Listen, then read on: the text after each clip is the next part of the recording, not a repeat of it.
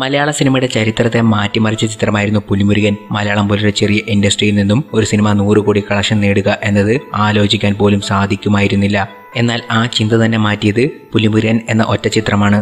പുലിമുരുകൻ എല്ലാവർക്കും മലയാള സിനിമയ്ക്കും വലിയ നേട്ടങ്ങളാണ് ഉണ്ടാക്കി തന്നത്. മോഹൻലാലിനും വൈശാഖിനും ഉദയകൃഷ്ണയ്ക്കും ടോമിച്ചൻ മുളകുപാടത്തിനും എല്ലാം ചിത്രം ലാഭമുണ്ടാക്കി.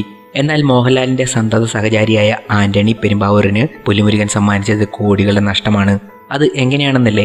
പുലിമുരുകൻ എന്ന് പറഞ്ഞാൽ ആദ്യം കേൾക്കുക കോടികളുടെ കിലുക്കമാണ്. മലയാള സിനിമയ്ക്ക് ആദ്യം 100 കോടി സമ്മാനിച്ച ചിത്രം 25 കോടിയായിരുന്നു മുതൽ മുടക്കും.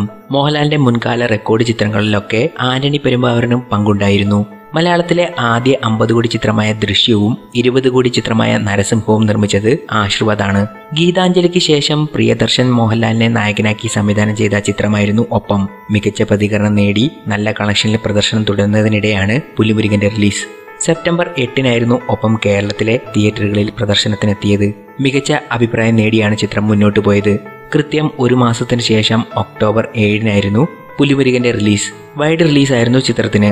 മികച്ച അഭിപ്രായം നേടി ഒപ്പം വിജയകരമായ പ്രദർശനം തുടരുമ്പോഴായിരുന്നു പുലിമുരുകന്റെ റിലീസ്. നല്ല കളക്ഷനിൽ തുടരുമ്പോഴും പല തിയേറ്ററുകളിൽ നിന്നും ഒപ്പത്തിന് പിന്മാറേണ്ടി വന്നു. ഇത് ചിത്രത്തിന്റെ കളക്ഷനെ ബാധിച്ചു. മികച്ച കളക്ഷനിൽ പ്രദർശിപ്പിച്ച ചിത്രം പെട്ടെന്ന് തിയേറ്റർ വിട്ടതോടെ കളക്ഷനിൽ കാര്യമായ ഇടിവ് നേരിട്ടു. നിർമ്മാതാവിനുള്ള വിഹിതത്തിൽ മാത്രം 3 കോടിയോളം രൂപയുടെ നഷ്ടം സംഭവിച്ചു എന്നാണ് ലഭിക്കുന്ന റിപ്പോർട്ടുകൾ. പുലിമുരുകൻ ഒപ്പത്തിന് തിരിച്ചടിയായെങ്കിലും ചിത്രം ബോക്സ് ഓഫീസിൽ 70 കോടിയിലധികം കളക്ഷൻ നേടി. 50 കോടി ക്ലബിലെത്തുന്ന രണ്ടാമത്തെ മോഹൻലാൽ ചിത്രമാണ് ഒപ്പം. പുലിമുരുകൻ തരംഗത്തിനിടയിലും കളക്ഷൻ നേടാൻ ഒപ്പത്തിന് സാധിച്ചു. പുലിമുരുകന്റെ റിലീസ് അല്പം കൂടി നീണ്ടിരുന്നെങ്കിൽ 100 കോടി എന്ന റെക്കോർഡ് ചിലപ്പോൾ ഒപ്പത്തിന് ലഭിച്ചിരുന്നേനെ. ചിത്രത്തിന്റെ ആകെ കളക്ഷൻ സൂചിപ്പിക്കുന്നതും അതുതന്നെയാണ്.